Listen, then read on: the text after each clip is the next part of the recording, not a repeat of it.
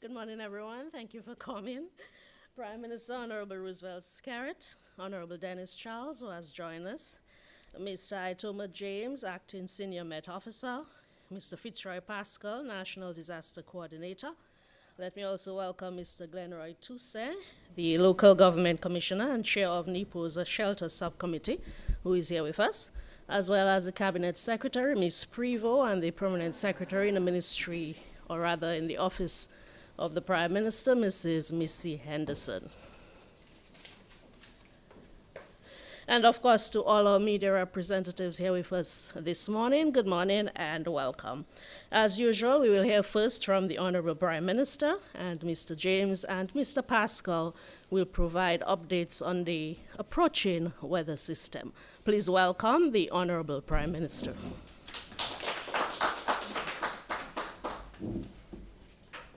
Morning, everybody. I hope you're having a very good morning, notwithstanding the impending weather system. I was fortunate to have hosted a number of school children today on a farm tour. So it's a wonderful experience to start today. I want to thank all of you for coming, the press, and to greet those of you who are present, Minister Charles and others, and the listening and viewing public. And of course, this no doubt is an opportune time for us to convene as Dominica continues to monitor the progress of Tropical Storm Brett, which is approaching our islands. We will hear shortly from our weather and disaster preparedness officials on the progress of the storm and the actions being taken in preparation for any possible impact. Just to say that I shall chair a meeting of the National Emergency Planning Organization today at 5 p.m. But first, I wanted to take a moment to sympathize with the several families in our nation who are still coming to terms with the sudden and devastating loss of a loved one. My prayers are with the Dominica family of Mondanium, who lost their 2-year-old son due to a drowning incident on the weekend. We know that losing a child is one of the most heart-rending, devastating experiences that anyone can endure. I wish them strength and the comfort of God's loving embrace during this very difficult time. On behalf of the government of Dominica, I also extend condolences to the families of the young men who succumbed to injury over the past few days, either due to motor vehicle accident or other unfortunate events. We share in your grief and pray for comfort, fortitude, and endurance during this difficult period of loss. I wish also to update the media and the public that, as indicated via a circular issued on Friday, I have received a final report from Sir Dennis Byron following the review of Dominica's electoral system. Sir Dennis, a renowned and respected Caribbean jurist, was engaged by the government of Dominica in 2020 to review Dominica's electoral processes and make recommendations for reform and modernization. The final report was received on Monday, June 12, 2023, and phase 2 consists of the draft House of Assembly Elections Bill 2023, the draft House of Assembly Electors Regulations 2023, the draft House of Assembly Election Petition Rules 2023, the draft Electoral Commission Bill 2023. The Government of Dominica wishes to place on record its thanks to Sir Dennis Byron for his comprehensive review of the electoral systems and corresponding laws, as well as the preparation of draft legislation to guide the way forward on electoral reform in Dominica. I always said the Dominican public would be engaged on the contents of the report and given the opportunity to provide feedback and make recommendations on how we should proceed. It is my hope that the consultations will be held in the quickest possible time so that we can go to the Parliament as soon as is feasible to give effect to the proposed changes and updates to our electoral process. The government of Dominica is fully committed to bringing the matter of electoral reform to its final conclusion by passing the necessary legislation and ensuring that our elections are held, as they have been in the past, in a fair and transparent manner. Later today, at 3 p.m. via all media, you will hear more from me on this matter as we meet various stakeholders to share the results of Sir Dennis's review. I want to also comment on this matter with regards to the integrity in public office matter. As you know, I am not in the habit of commenting on matters before the courts, especially in this instance when the complaint was brought against the Integrity Commission and not against me as Roosevelt Skerrit, Prime Minister. However, the facts are clear. In the interest of transparency, I declared the asset to the Integrity Commission in 2021, whose members, in their wisdom, determined that it could remain in my possession. This is what the Integrity Commission said to me by letter dated February 17, 2021, and I shall read its contents. It says, following upon a Section 35 inquiry held on February 12, 2021, into the acceptance of a gift on January 8, 2021, and which you formally reported to the Commission on January 12, 2021, the Commission has decided as follows. Having due regard to Section 35(4)(b) of the Act, in light of the fact that the gift was not trivial, but was apparently not intended to be a motive or reward for doing or abstaining from any of your official functions, you are directed to retain the gift. The Commission has asked me to thank you for complying with the legislation in that regard and for submitting the requisite information to facilitate the inquiry. I write as directed by the Commission. Sincerely, Helen Ambo, Secretary to the Commission. And so it is clear that I have complied with the law, and the Commission, in its wisdom, has determined that and wrote to me. So I find it extremely strange that the matter is before the courts. And let's put this into context. You have a Court of Appeal of 3 judges sitting. It is everybody who agrees on a judgment. A judge can dissent, but the majority carries. A judge who sits on the Court of Appeal, even if he doesn't agree with the majority decision, cannot ask for judicial review. Cannot ask for judicial review. And the law provides for a majority vote. So it is clear that there are other machinations other than the rule of law that has motivated a member to take this matter before the courts and so forth. But the courts will decide on this. As I mentioned earlier, we are monitoring the progress of Tropical Storm Brett, which is approaching the Lesser Antilles. We continue to stress the importance of early preparation, and I trust that citizens have put all systems in place to ride out the effects of severe weather if we were to be affected. I've invited Mr. Itoma James, the Acting Senior Met Officer, and Mr. Fitzroy Pascal, National Disaster Coordinator, to provide an update. And I want to say to us that it is absolutely, absolutely important for us not to take this approaching storm for granted. It is better that we are fully prepared and nothing happens than to be ill prepared and something happens. We do not have to go back in history to understand and appreciate what a tropical storm can do in our countries and what a trough can do in our country. And therefore, it is incumbent on each of us, each family, each community, each business place, each facility to prepare yourself for the storm. And so that we are better safe than sorry.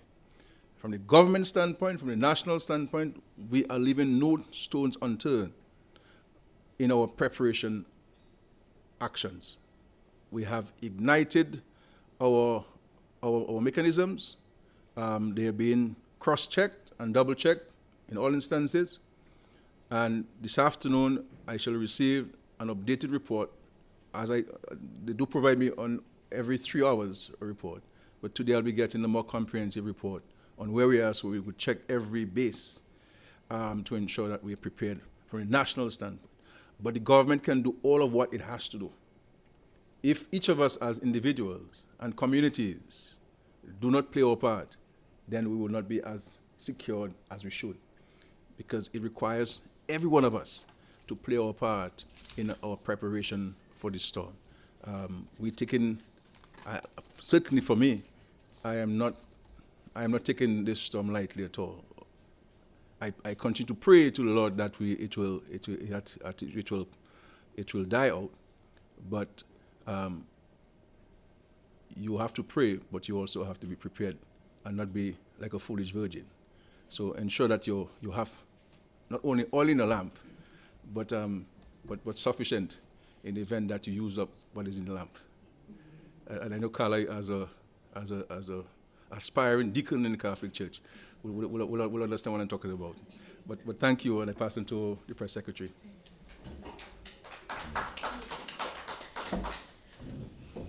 Thank you, Prime Minister. So we will now invite Mr. Itoma James. He is the acting senior Met officer, and he will provide an update on the latest progression of Tropical Storm Brett. Mr. James.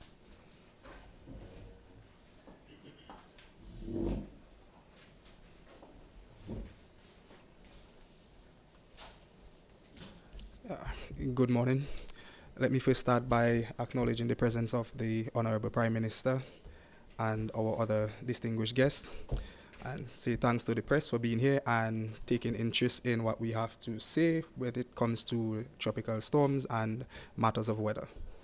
So firstly, I will start by saying that as of 5 p.m. yesterday, Dominica was placed under a tropical storm watch, and as of this morning, the watch continues.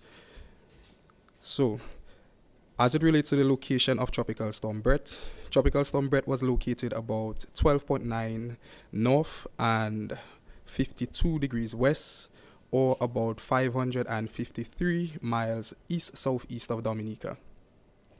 Brett, as it relates to yesterday, has slowed a bit in its forward trajectory, but continues to move slightly north of west towards Dominica. Well, towards the Windward Islands to be exact. On its current path, it will pass just about 90 miles south of Dominica. That is between St. Lucia and Martinique. That is the center of the storm. Taking into consideration the different errors that may occur in trajectory from the National Hurricane Center, there is about a 60 miles in error. So we can still expect the storm to be passing near to or about, or give us impacts as it passes across the Windward Islands. With that in mind, the tropical storm force winds is possible, so we are keeping the watch in place. Additionally, we can expect extreme rainfall events with rainfall totals of about 4 to 6 inches. And could be higher in higher elevations. So there is a possibility of flooding, a high possibility of flooding, widespread flooding across Dominica. And we expect people to take the necessary precautions, because while if things continue and we may drop a tropical storm watch, it may be needed to issue a flood watch or warning, and these can be as devastating as the winds from the tropical storm. As we can see, we are very prone to flooding and landslides. These cause a lot of damage also and can be life-threatening. So not because, or in the case that the tropical watch is dropped, it doesn't mean that we should drop our guard. We still need to monitor the progress of the system. Additionally, our fisher folks should also start to take precaution if they haven't already, because increase in sea swells and wave heights can also cause damages to their life and property, so they should take the necessary precautions. And with any updates, the next update should be at about 11, but to be more exact, the Hurricane Hunter is expected to investigate the system at about 2 p.m. this afternoon, and with that update, we should be able to tell you more precisely what the size and intensity of the system is as it gets closer to Dominica. Thank you.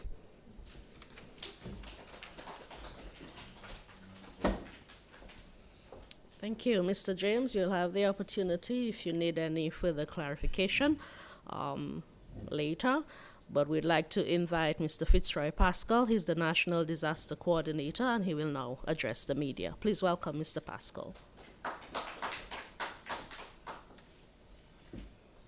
Good morning to all. Thank you, Dion, and allow me to recognize the presence of the Honorable Prime Minister, Honorable Minister for Tourism, CAPSEC, Ms. Prevost, PS Ms. Henderson, Local Government Chair, Local Government Commissioner, and all the other senior government officials, Mr. Darrell Teat, and the media, the listening and the viewing public. Good morning.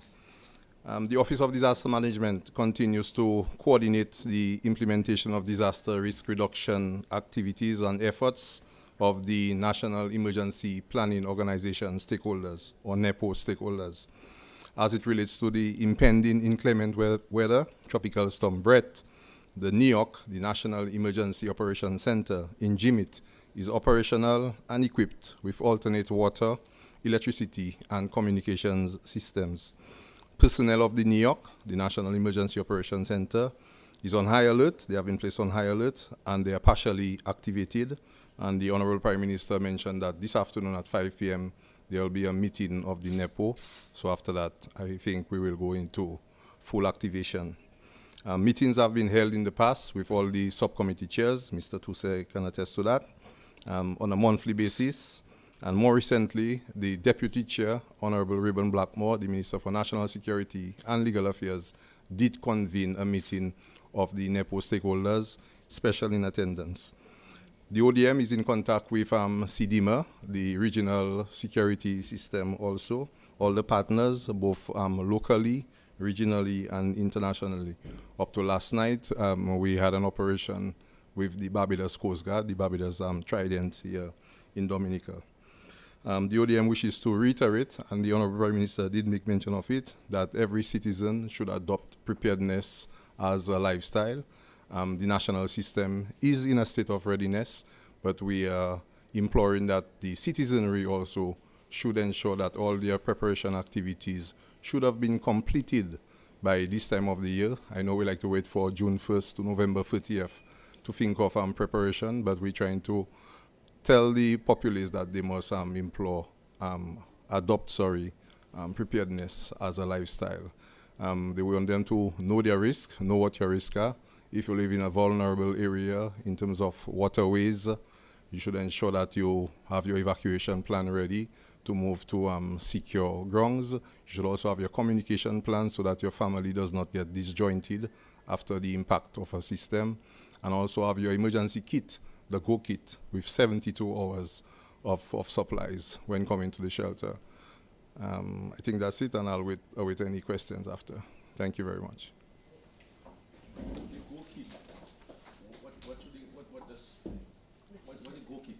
The Go Kit is your emergency kit. It should have non-perishable food items in it for 72 hours. Ensure that you have water. Ensure that you have medication, especially for the elderly folks and the senior citizens and the persons who have medical issues. They should have their medication. You should have batteries, battery-operated flashlights, battery-operated radios. Ensure that you have some cash at hand, and the list can go on and on. But you should have your personal item, your basic supplies. You should not come, if at all the shelters are activated, you should not come to the shelters with your hands swinging.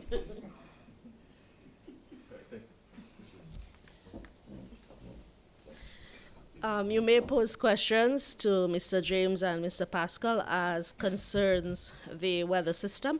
However, you're also welcome to pose your questions to the Honorable Prime Minister, any matter you may wish to bring to his attention. And I see Carlisle is eager to get started.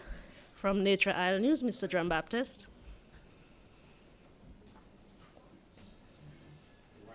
This morning. We'll get to the weather in a little while, but as I'm moving across the place, I get a few questions from people. And a resident of Granby wants to know, PM, what is the status as it relates to the Loubier-Granby road? Where are we? And a lot has been said about that. So that will be for the resident from Granby. We almost in the month of, ending the month of June. You did promise us an update as it relates to the meeting the opposition leader with the issue of the president. So you may want to give us an update about that. And also this very, very controversial issue as it relates to the Parrot of Paybush. A lot is being said about that. You may know or you may not, and I don't know. But if you do know, can you give us an update as to what you know? And, because it's becoming a very, very troublesome matter at this time. I'll come back for round 2 or 3 in a while.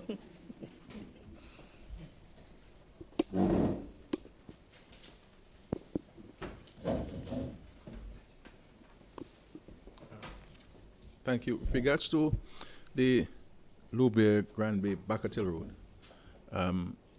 as you know, this project is being financed with funds from the government of the United Kingdom by way of a grant. And part of it also a loan by the government of Dominica from the Caribbean Development Bank. We went to tender first time, and the bids came back way higher than the funds that are available. We decided to split the project into 2 lots, lot 1 and lot 2. The bids came back again way higher than the funds that we have. I have since taken a decision in respect to additional funds, and we have gotten the approval of the Caribbean Development Bank to go a particular route with the hope that the bids will come back at a rate that we can afford. Part of the reason, one of the reasons why the bids are coming back so high, as far as I've been advised, is based on the designs of the road. The roads have been and the bridges have been exceptionally designed, and the engineers. I have very great confidence in the British engineers, based on our own experiences there with engineers British engineers in the past. So what we have done, we've also gotten Mr. Kendall Johnson, who is one of the most experienced engineers in the country, to review the bid documents and also the designs. And I believe we are close to finalizing an approach which we believe will achieve our desired objective of bringing the cost down to certainly not, it will be more than what we have, and we will be prepared to borrow an additional sum to do this road. But in the next couple of weeks or so, I believe all of those administrative negotiations processes could come to an end, and we can go to the step of issuing a contract and to commence works and so forth. But this is the reasons why we have not started, and we could have started since 2021, for example. But we have had to go back and you have to go back for the whole processes and so forth. But it is a road that remains a priority for us, and we have some funds. We have had to reallocate funds from another project so that we can increase how much we have at our disposal to effect the granting of a contract and commencing construction on the road. All things considered, if we're to get the negotiations down to the the sum that we believe we can afford, we can see work started in the next couple of months or so. Okay. In respect to the consultation on the nominee for the office of president or the president of Dominica, the Prime Minister still has time, as per the Constitution, and at the appropriate time, I will consult the leader of the position as is mandated by the provisions of the Constitution. In respect to the matter that is in the public domain, with regards to the Member of Parliament for Peebush, this is a matter that information is still being sought and put together, so I'm not in a position to give any definitive statement on that matter. Thank you.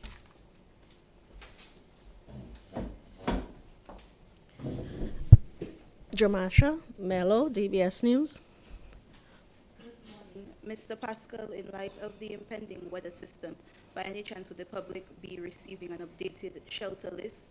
And Mr. Prime Minister, CARICOM has announced a national holiday for July 4th for all member states. Will Dominica be observing this holiday? As well as the bus fare list was revised many months ago. However, there is some uncertainty as to the prices for children. Can you give clarification on that, please? All right, in regards to your first question, we have with us the Shelter Committee Chair attached to NIPO, Mr. Glenroy Tousse, and he will speak directly to preparedness in terms of shelter capacity. Okay, thank you very much. Let me say a very pleasant morning to the Honorable Prime Minister and other members of the head table, Honorable Dennis Charles, Cabinet Secretary, and of course the Permanent Secretary in the Prime Minister's office. Just to inform the general public that we have updated and published the official list of emergency shelters for 2023. That comprised of 101 emergency shelters. Of course, the shelter capacity in Dominica has been severely boosted by the emergence of the 2 regional emergency shelters in Jimmet with a capacity of 500, which would cover the catchment area from Canefield to Taru, including Layu Sultan. And of course, Cassibrus has a capacity of 300 that would cover the areas Cassibrus, Good Hope, Deepa, Tranto, Petit Soufriere, San Sauvé. And of course, we're all aware of the vulnerability of the areas just mentioned, particularly in the east. And of course, the shelter teams, I'm just advising and providing information to the general public. There's been, in fact, all shelter management personnel have been placed on high alert for the possible activation of our shelters. And of course, we are extremely grateful for all our shelter teams. I must also mention the Layu regional emergency shelter as well. That would cover areas from St. Joseph back to Meru. And so that as well has helped us. And I did mention the vulnerability of the areas in the east, the San Sauvé, the Petit Soufriere, and Good Hope. The intention is for all of those individuals to be moved to the regional emergency shelter in Cassibrus.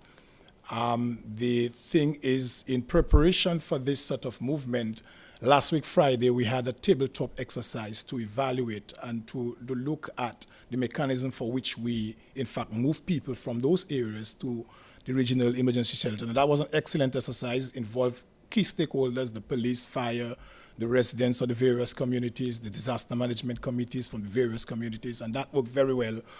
In fact, just last evening, the shelter team met with similar representatives from the various communities, and if the need arises, we will quickly move into transporting, evacuating persons from those communities to our regional emergency shelters and our shelters in general. As I said, we have placed all shelter teams on alert for the possible activation of our emergency shelters in Dominica.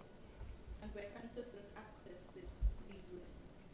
It's on the government website, www.dominica.gov.dm. Of course, also at GIS, And of course, we will be continuing to post and to inform the communities, but it's critical that the information is disseminated to the communities. We have to look at all avenues because people are not so much savvy in terms of, so we have to look at the elderly and ensure that information is provided to them at the community level so that they can be so informed. At what point will the shelters be officially opened? Well, as the Prime Minister indicated, there is a meeting at 5, and of course the whole mechanism will be evaluated, and if needs be, an announcement will be made early enough for the activation of our emergency shelters. At this time, we cannot say when, but certainly there's a meeting, and at that meeting, an evaluation will be made based on all the conditions, and if needs be, the shelters will be activated. Thank you.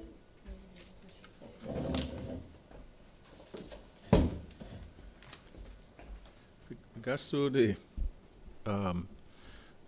decision by CARICOM to declare July 4th as a national holiday to mark the 50th anniversary of CARICOM, we have not in Dominica taken a decision. It is left to individual countries to make a determination. So it was not an imposition by CARICOM on member states. There are a couple of member states who have made a declaration. I will say that it is very unlikely that that decision will be made in Dominica as well. Public holidays bring with them a certain cost, especially to small businesses, because once you have a public holiday, you must be paid, but the employer is making no money on that day. And with all of the challenges that we have, I'm not settled. I'm unsettled in my mind about taking the matter to the cabinet and seeking cabinet approval on this at this time. But if we are to give consideration to it, I would like for us to have consultations with the private sector entities before to get their feedback on this. From the government standpoint, it's easy to do, but from the private sector standpoint, it can pose a challenge to them. In respect to the bus fares, I'm not sure whether this has been posted in the government website. If not, we should post this in the government website so that the public can have unfettered access to it and easy access to it. But in respect to children, I believe the bus fares for children is 50% of the adults' fares in all instances. Okay, but I'm directing that the fares be posted so that everybody could have access to it and be informed of it. Okay, thank you. I think we have a question from Matthias Pelty Jr. of Q95. Thank you. Yes, Mr. Please hand him the mic. Oh, okay. Okay. Matt Peltier, Q95. Mr. PM, I know you're about to present this electoral reform, the final document, to the media, the various stakeholders. I'm sure, without doubt, that you have reviewed that document, sir. Any concerns that you will express or any questions you have as it relates to that document? And secondly, I've been doing some reading as it relates to a report coming from the EU as it relates to regional training with the RSS. Can you provide an update on that, please? From what training? EU, European Union. For which training? Training with the for the RSS. Oh, here, Yeah. oh, here in Dominica. Well, it's a regional. We've seen the document signed by Barbados and St. Lucia. I'm not too sure whether you have any information on that.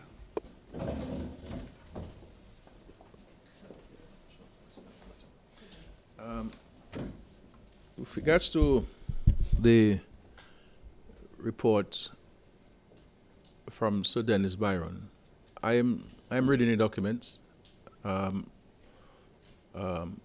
it has been sent to me, and it's my duty to read. do not wish to share my views at this stage with the public because I do not want to appear to be imposing my views on the consultation processes. I've always indicated that once I receive the reports from Sir Dennis Byron, that those reports will be made available to the public. The reports were received on June 12, and 2 days later I gave directions that we host this function where we could hand over the copies to the various stakeholder organizations, including political parties, church organizations, NGOs, civil society, unions, etc. And this will be done today at 3 p.m. Following which we will determine a schedule of consultations. And it's my hope that those consultations will begin the week of July 15, taking into consideration my own travels to CARICOM and also budget preparation, etc. And so the hope is that we will commence consultation with July 15 and to take the necessary bills to the Parliament as soon as the consultation process is over.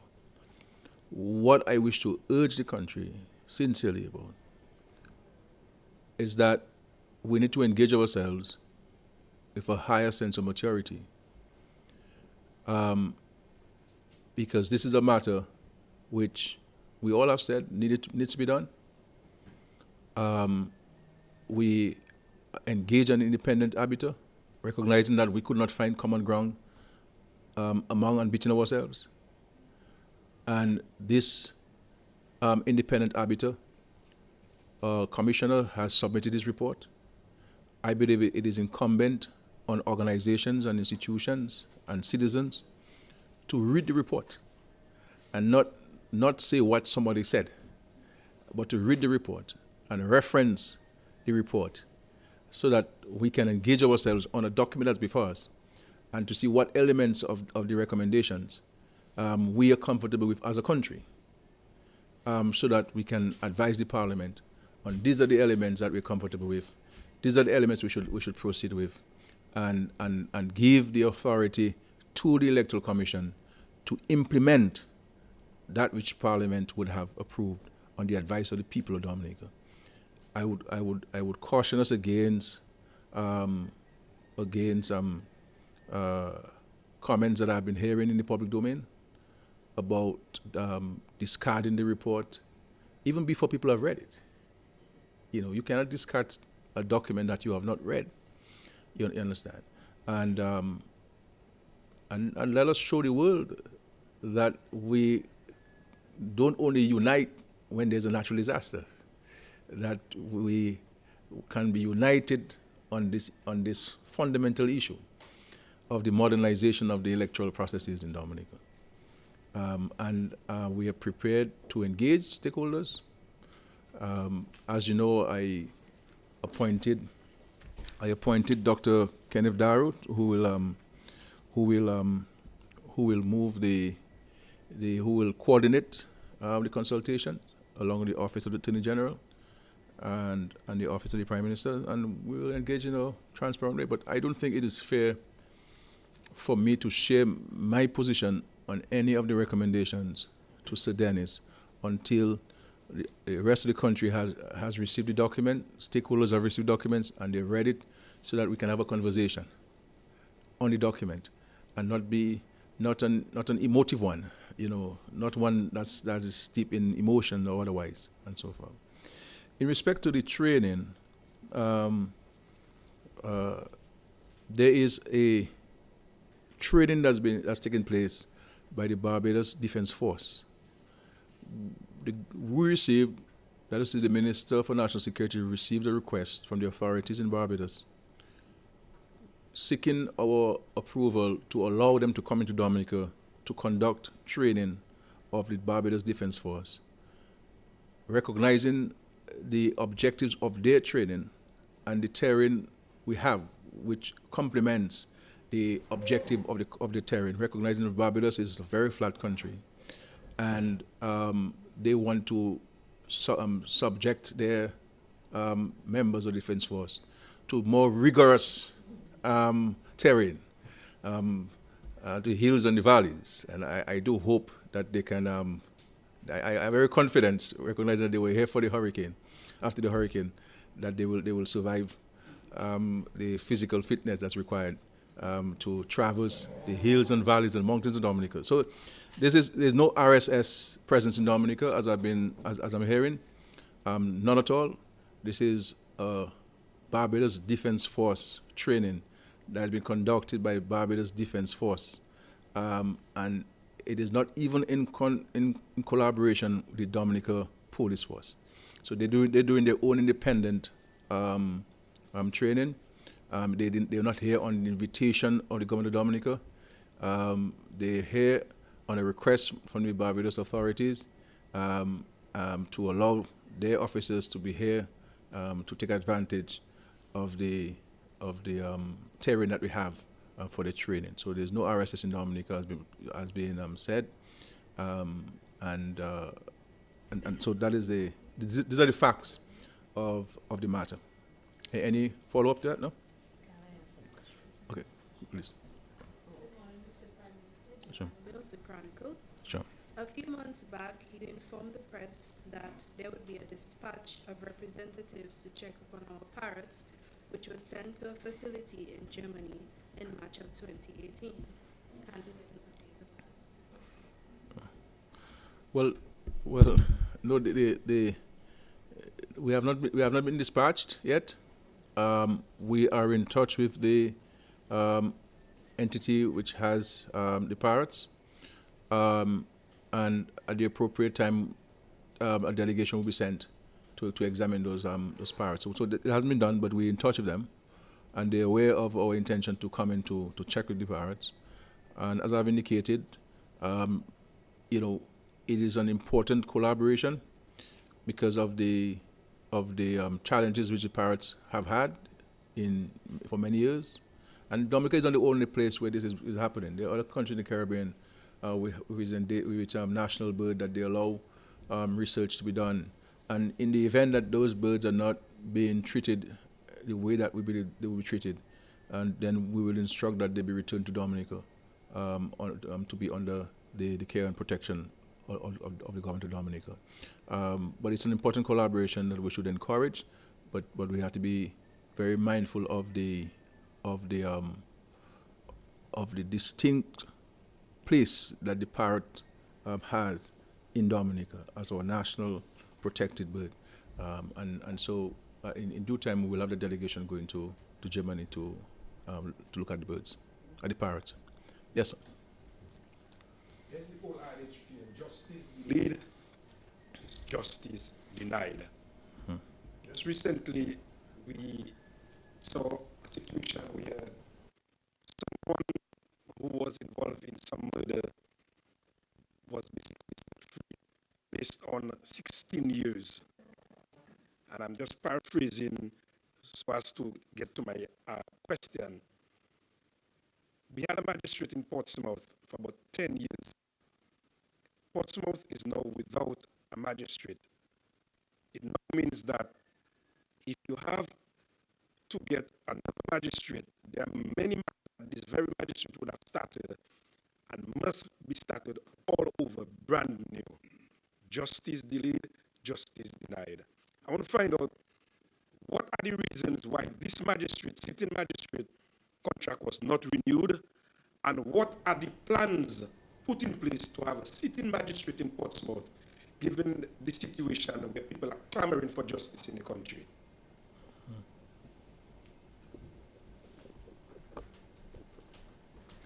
Well, the government, that's to say the executive, we don't deal with where magistrates are posted. It is the obligation of the government to ensure that we have adequate magistrates to hear cases in Dominica. So we provide the chief magistrate with magistrates, and it is the chief magistrate who will have her roster, and it is she who will determine where magistrates are posted. And so in the past, when we were short of magistrates, we engaged practicing lawyers. In the case of deceased Bruni, who was very helpful to the state, who did 2 days a week, and who went to various parts of the country to hear cases. We have employed lay magistrates, for example, former police officers, to sit in to hear cases in an effort to advance in the dispensation of justice. Now, the issue of inadequacy of magistrates is a regional problem.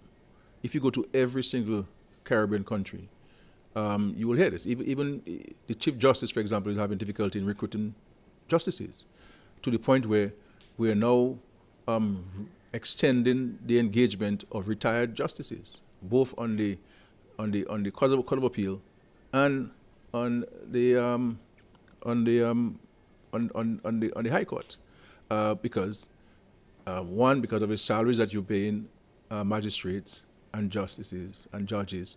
Somebody in private practice who, by one action, may make a judge's whole year salary, just in one case. And so you have difficulty in getting lawyers, attorneys to leave their private practice and come into the public service. And as the Chief Justice is saying, those who sometimes want to make themselves available, they're already 58, 60 years. The retirement of judges is 62 years. Dominica is a bit higher because we increased the age in Dominica, but across the Supreme Court jurisdiction, it is 62 years. We just had a meeting in St. Kitts, the OECS authority, and this is a matter that we discussed, the idea of even bringing up the judges' retirement age to 70, as is the case in many other jurisdictions. In the United States, it is until death. So, and this is because you recognize that it'll be difficult to get judges, and some of the longer judges on the bench is more experience he or she gets, and therefore judgments can be closer to being accurate. You see, so it's original stuff. There's a recommendation on the table, and we've already advanced in Dominica to allow the magistracy to fall under the jurisdiction of the Supreme Court, so that you could get magistrates to be from St. Vincent to be located in Dominica to your cases, and from St. Lucia to go to St. Kitts, because it would be the similar manner in which they will be managed as far as judges are being appointed and assigned to certain jurisdictions. In respect to the magistrate that you're referencing who was assigned to Portsmouth, I will need to get the facts. I mean, sometimes you get a contract and it takes a couple of months, even more, before we can get the people to come to Cabinet for Cabinet's approval. And there are times papers come for contracts and we have to do it retroactively because the people have been engaged since April, but we're in June. So you have a lot of lapses, and this is something I will follow up on, and to be in a position to maybe answer your question in respect to a particular magistrate and his re-engagement on contract as a magistrate and so forth. But in respect to judges and magistrates and the assignment of duties, it's a matter for the chief magistrate to engage on. PM, I fully understand you heard in and you answered this part of the question, but the situation now remains, yes, the chief magistrate is the one who assigns, we have that, but Portsmouth is without a magistrate, and also you dealt with the question that I was about to ask, the delay or the long delay in terms of the contracts of magistrate, because there's a magistrate who is sitting, and when he went on leave sometime in September last year, his contract was not renewed until December. That's what they do. So sometimes you have these administrative lapses, so this could quite possibly be one of them. And I said, we'll have to get the facts of this matter. I am not disagreeing with you, I agree with you. So we're not on any disagreement. I am just seeking to give further clarification to your concern. But we understand that. Because I asked the Attorney General, he told me that is not in his domain. Yeah. It is under the Ministry of National Security. Yeah. Because this continues, and I mean, when you go down to Portsmouth now, those matters there, they What- have to be what- adjourned, the PM. But what I'm saying, I mean, we can have a conversation further, but what I'm saying that what if the magistrate was on sick leave? What would happen? I'm saying administratively, we can those who are responsible for assigning magistrates to districts can work out a situation where if a magistrate is assigned to Granby or to Portsmouth or to Roseau or to St. Joe or to Cassie Bruce or to Marigold, we can have that person rotated and spend a day each to hear particular matters. That's why, I mean, I'm making a general statement, not speaking about any particular case or cases that are before the magistrates. I'm making a general statement, so I don't want people to misunderstand what I'm saying or to think that I'm setting aside what you're saying. But all I'm saying is that there are, in the meantime, that there can be administrative actions taken to fill the gap while the ministry is dealing with the re-engagement or the engagement of a magistrate who will be an ex-magistrate who will be assigned to Portsmouth. But with the pool that you have and the schedule of cases that these magistrates have, you can move people around so that everywhere is served, during the course of the week. That's what I'm saying. But I accept your point, the concern that you've raised, that Portsmouth needs absolutely a full-time magistrate to be assigned to it, which is always the case. There has been a lapse for a couple of months. So I don't want anybody to get the impression that we have not had a magistrate in Portsmouth for several months and years. It is really just a few weeks. You see what I'm saying? Really just a few weeks that we've not had a magistrate assigned to Portsmouth. Okay. That's it. Thank you. Sorry, I just want to put that in brief, Yeah. misunderstanding. But just, I want to thank you, seeing that you've exhausted your questions. Thank you for being here again. All of us are preoccupied with the approaching weather system. Again, I want to urge us, Mr. Pascal has advised us on the kit that we could have. What do you call it? What do you call it? The Go kit. Yeah, so it means that it is packed, you can run with it, you can go with it, especially if you have to go to a shelter. But it's important for us to check our windows. If you know that you have a window that's leaking and you might need a little putty or a little sealant, go to one of these business places, get it now. Do not wait for tomorrow. Get all your containers filled with water. Do not say, I will wait for tomorrow, because tomorrow may be too late, as we saw with Murray in many instances. Your animals, get them in safe places. Your boats, as we've indicated. Do not go because you see some birds out there at sea. You figure there's some fish out there. You want to do the last set of fishing and so on. No, you get it'll be there tomorrow. I give you assurance and so on. So let us do what we have to do. Business places, let us check government system, government documents, and everything. We have mandated the public servants to look at this and to ensure that we can put these things in safe places.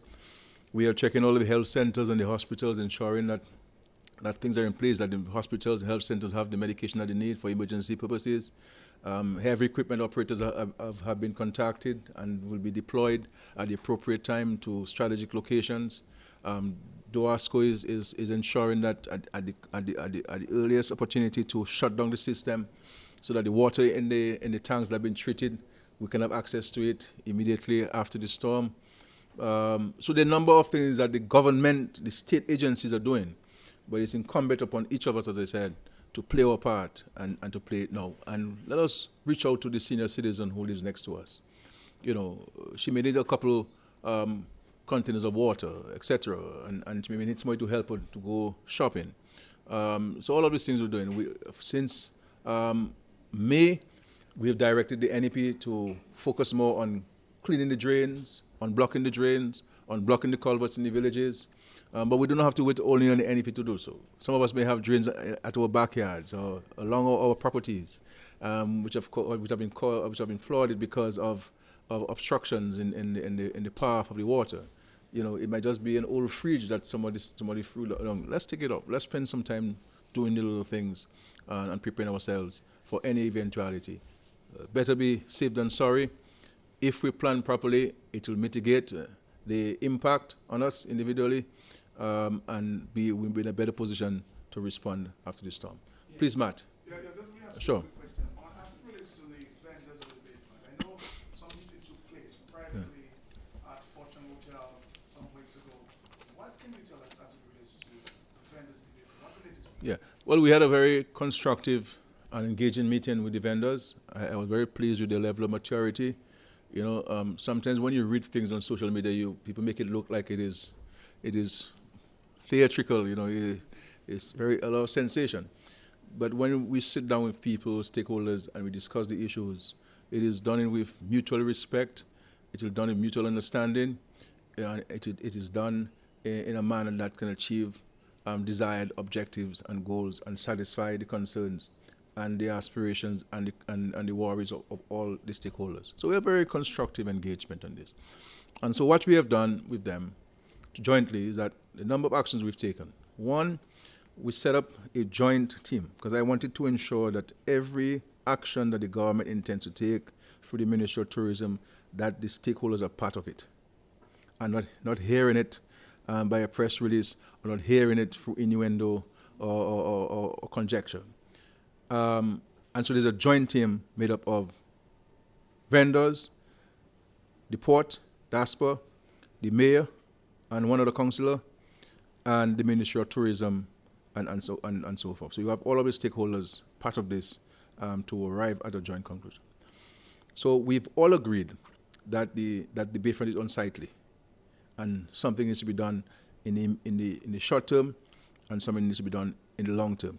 So at that meeting, we sought to focus on what needs to be done in the short term, in the immediate. And so what we'll be doing is that we'll be helping the vendors replace all of these tents and structures they have. And the government will procure tents that they have advised us would be appropriate for them. And the Ministry of Tourism believes, based on discussions with stakeholders, it will be appropriate, be uniformed, it will be neatly placed, and so forth. And they've also agreed that they cannot occupy the entire Bayfront all the way down to the ferry terminal, that a section of the Bayfront will be used so that we allow the rest of the Bayfront to be used by families who normally come and have an ice cream and sit down and socialize, as has always been the case. And of course, the long term is to build permanent vending structures with the appropriate supporting systems to the vendors. Because let's face it, vending is an important part of the tourism product. You understand? Important part of the tourism product. And they play an important role, and it's an important source of employment for many people, especially women across Dominica. And we appreciate them very much. And so no action is going to be taken by this government that will deny these people of an opportunity to survive and to make a living. But we all recognize, including the vendors, that we need to up this stuff. I've even offered them to provide them with uniforms so that they all dress nicely. And they will help design the uniforms, and we will procure the uniforms on their behalf, so that, because they're ambassadors of Dominica. These are the first people that the tourists meet. And so they must present themselves truly representing Dominica and what Dominica has to offer. And so we'll be providing them with support. And so even with regards to the whole idea of how do they display their items, you know, we'll be providing them with some mechanism where they could hang their shirts and they could hang their jewelry, the earrings, so that it uses less space and it is more attractive to the discerning eyes to be able to pick up the earrings and the jewelry that you normally sell. So all of these things we're going to be helping them with. But clearly we all agreed that the place is unsightly if all of the little pieces of tarpaulin from all parts of the country tied. But they have had to do so because, you know, they had to do so. DASPA, the Ministry of Tourism, built them some little wooden structures. I would have designed them a little differently, you know. I mean, I think the designs did not take into the functionality. That's why sometimes people draw structures, but they don't look at the functionality of it. You see what I'm saying? So when you draw, when you do a floor plan, Daryl will know that better than me. You have to look at the functionality of it. How are you going to be moving in that space? And so they did not take into consideration where am I going to stand when I have everything inside this building? And how can a tourist go into that small building? And how many tourists can go at any given time? So I really believe that these wooden structures may find a better resting place somewhere else other than the Bayfront. It was all an effort by the Ministry of Tourism, all fairness to them, in an effort to improve the aesthetics of the Bayfront. But in respect to the design of it, I think that's where we fell short in its functionality. So, yeah. My final question, I don't know if I can ask her. We've seen instances in recent times of some police brutality. Can't deny that. What are your concerns? Because people are complaining almost on a daily basis. Is it something that you want to speak to? Well, you know, nobody is above the law. The only person, based on the Constitution, who is not subjected to the laws of Dominica is the president. That's the only person in the country who is not subjected to the laws until he or she demits office. So as long as the person is president, he is technically above the law. And therefore, no one in the country is above the law. Everybody has rights as provided for in the Constitution, in the laws. Nowhere in the laws allow anybody to trample on anybody's rights, to brutalize anybody, to unlawfully detain anybody whatsoever. I would urge anybody who believe that they have been, their rights have been trampled upon by the police to bring the matter to the attention of the Chief of Police and the Attorney General of Dominica. And we'll give you the assurances that these matters will be properly investigated and so forth. And there's evidence to show that the Chief of Police has in fact taken action where cases of brutality has been brought to his attention. So there's evidence to this.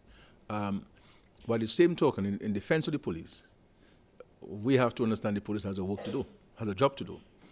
And the police will need to carry out its duties and to ensure that the state is secure.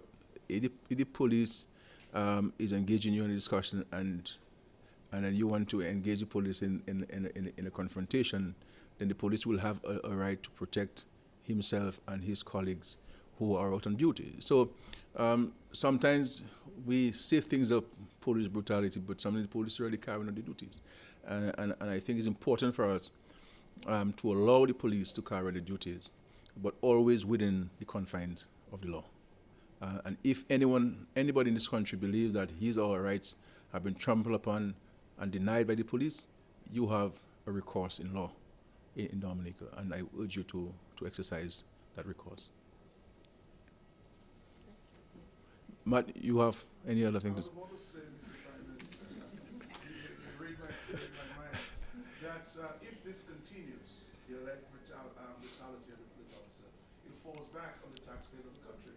Hey, Well, you see, the same token, Matt, I don't think it is fair to make statements without substantiating those claims. If there are instances of police brutality, then it is important for the victim to declare that and to report it so that it can be investigated. So I have had instances where people have come to me to say that the police have treated them badly, and I've asked for this to be investigated. So my advice to them is that you need to make a report to the Chief of Police, and it is always better to make this report in writing. If you believe that the Chief of Police is not responding to your claim, then you need to draw it to the attention of the Attorney General.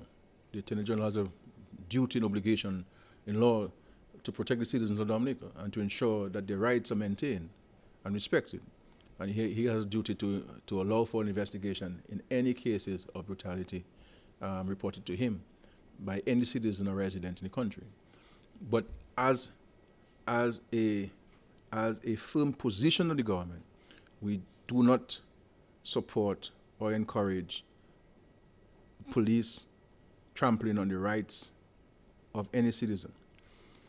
But we also have to make the point, Matt, in the country, that sometimes what we call police brutality is not, we're not wanting the police to do its work. That people believe that they can break the law, they can block the streets, they can park where they want, they can insult who they want, they can say what they want, and when the police comes to intervene, they do not want the police to act. So you cannot deny somebody else a right and expect the police to sit by with his arms folded and allow you to do that. So each of us must also know what our rights, but also what our responsibilities. Because we having a right we don't have a right to trample on somebody else's right. And I think this is where the public is having an error. And I think the Office of Attorney General and maybe the Bar Association may need to engage themselves jointly or separately on public education. Because most times in Dominica, because we're an oral society, because of our heritage, we're storytellers, so we do not reference documents. We don't have a bibliography or references. We see what somebody mon di mwen tan yodi mad di as Q95 or mon kuye EPD. So you have all of these things. And when people call your program, for example, they call and say, Matt, the previous caller there, I agree with him. But if you ask him what the previous caller says, he can't tell you, But he just like to hear what the fellow say. But as to the substance of it, you don't have that. You get me, Matt? I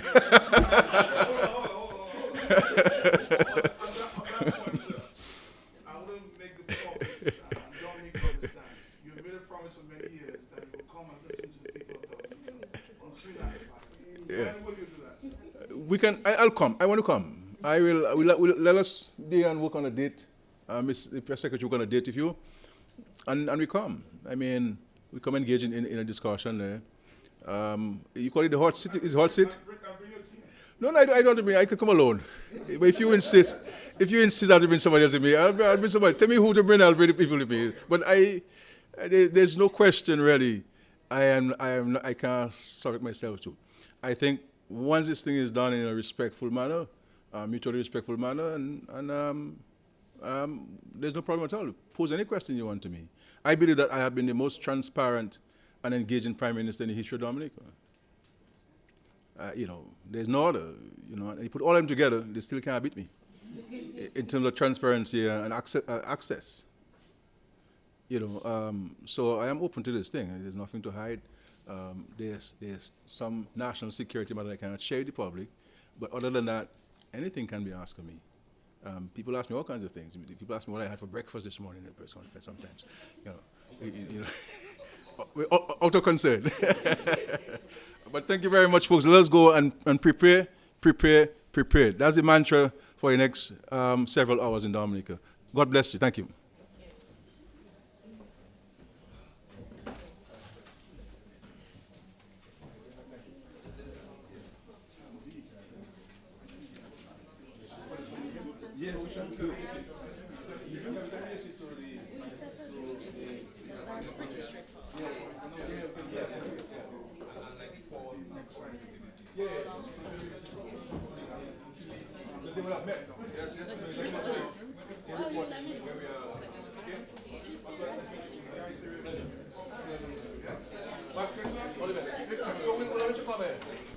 I just say